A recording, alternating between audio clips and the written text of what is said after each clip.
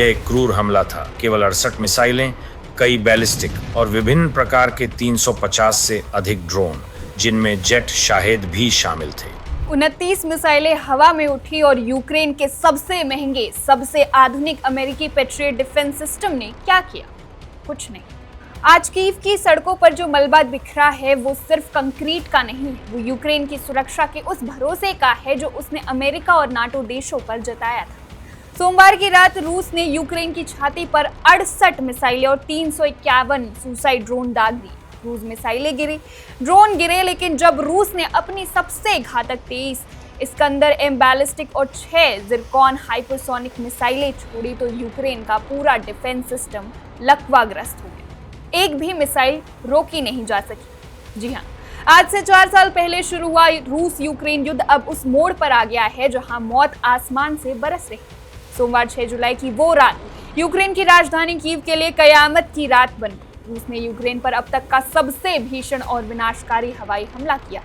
एक ऐसा हमला जिसने पूरी दुनिया को हिलाकर रख दिया है और यूक्रेन के एयर डिफेंस की पोल खोल कर रख दी। इस हमले के आंकड़े इतने डरावने हैं कि आप सहम जाएंगे। रूस ने एक साथ 68 मिसाइलें और 351 सुसाइड ड्रोन अटैक यूक्रेन की तरफ किए हैं। यूक्रेन की वायुसेना ने अपनी पूरी ताकत लगा दी। उन्होंने 326 ड्रोन और 37 क्रूज मिसाइलों को हवा में ही मार गिराया, लेकिन कहानी में ट्विस्ट यहाँ नहीं। असली तबाही मचाई रूस की 23 इस्कंदर एम बैलिस्टिक मिसाइलें और 6 जिरकॉन हाइपरसोनिक मिसाइलों ने। इन 29 स्पीड मिसाइलों में से यूक्रेन का आधुनिक डिफेंस सिस्टम एक भी मिसाइल को छू तक नहीं पाया। स्कोर रहा 29 वर्सेस 0। अब आप सोच रहे होंगे कि यूक्रेन के पास तो अमेरिका का सबसे खतरनाक पेट्रियट मिसाइल डिफेंस सिस्टम, फिर वो फेल कैसे हो गया? असल में यूक्रेन फेल नहीं हुआ, यूक्रेन के पास हथियारों की बैटरी यानी गोला बारूद ही खत्म हो गया है। यूक्रेन के वायुसेना के प्रवक्ता यूरी एहनात ने खुद रोते हुए कहा है कि बैलिस्टिक मिसाइलों को रोकने वाले इंटरसेप्टर की देश में गंभीर कमी। अमेरिका और नाटो देशों ने जो पेट्रियट सिस्टम दिए थे उनकी मिसाइलें खत्म हो चुकी है और जो बची कुची है वो मिडिल ईस्ट यानी पश्चिम एशिया के तनाव के कारण यूक्रेन तक पहुंच ही नहीं पा रही। और इस कमी की कीमत चुकाई है यूक्रेन के मासूम नागरिकों ने। इस ताज़ा हमले में अब तक 22 लोगों की मौत हो चुकी, जिनमें 5 मासूम बच्चे शामिल। 60 से ज्यादा लोग गंभीर रूप से घायल। कीव के पोडल्स्काय और डानेल्स्टिया इलाकों की इमारतें मलबे के ढेर में बदल चुकी हैं। क्रेन से कंक्रीट के स्लैब हटाए जा रहे हैं, स्निफर डॉग्स मलबे में जिंदगियां तलाश रहे हैं और हेलीकॉप्टरों से जलती इमारतों पर पानी फेंका जा रहा है। संयुक्त राष्ट्र की माने तो इस युद्ध में अब तक 16,000 से ज्यादा बेगुनाह नागरिक अपनी जान गंवा चुके हैं।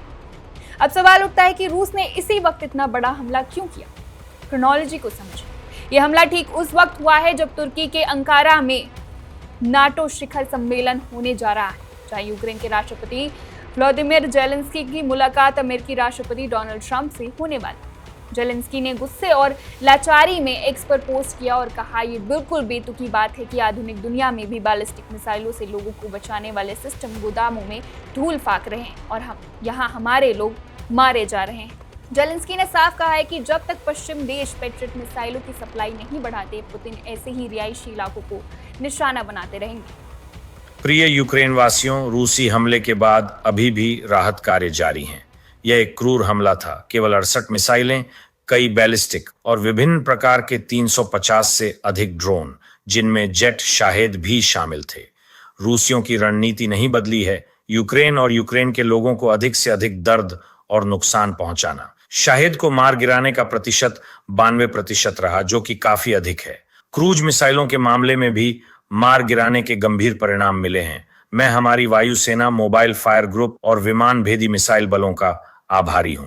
6 में से 6 कैलिबर नष्ट कर दिए गए हैं और 33 क्रूज मिसाइलों में से 31 को आज मार गिराया गया। यानी जब उचित सुरक्षा उपकरण होते हैं तो हमारे सैनिक वास्तव में मार गिराने का बेहतरीन परिणाम दिखाते हैं। दूसरी तरफ रूस का अपना दावा है। रूसी रक्षा मंत्रालय का कहना है कि उन्होंने किसी नागरिक को नहीं बल्कि यूक्रेन के हथियार कारखानों, ड्रोन उत्पाद केंद्रों और ईंधन डिपो को निशाना बनाया। रूस का कहना है कि यह हमला यूक्रेन के उस दुस्साहस का जवाब है जिसमें यूक्रेन ने रूस के तेल रिफाइनरी और क्रीमिया के पावर ग्रिड को ठप कर दिया था। देखा जाए तो यूक्रेन ड्रोन तकनीक में रूस से आगे निकल रहा है, लेकिन जब बात पारंपरिक और भारी मिसाइल हमलों की आती है तो रूस का दबदबा आज भी कायम है। युद्ध को 4 साल से ज्यादा का वक्त हो चुका है। दोनों देशों के संसाधन खत्म हो रहे हैं, लेकिन रूस ने अपनी मिसाइल बनाने की क्षमता को दोगुना कर लिया है, जबकि यूक्रेन पूरी तरह से दुनिया की मदद पर निर्भर है। तो क्या तुर्की में होने वाले नाटो समिट यूक्रेन की किस्मत बदल पाएगा? क्या डोनाल्ड ट्रंप और जेलेंस्की की मुलाकात पुतिन के इन मिसाइलों का रास्ता रोक पाएगी, या फिर पश्चिम देशों की ये ढिलाई यूक्रेन को पूरी तरह से मलबे के ढेर में तब्दील कर देगी? ये एक ऐसा सवाल है जिसका जवाब आने वाले कुछ दिनों में पूरी दुनिया के सामने होगा। इस महाविनाश से जुड़ी हर खबर हम आप तक सबसे पहले पहुंचाते रहेंगे। आप देखते रहिए one India Hindi. Subscribe to One India and never miss an update. Download the One India app now.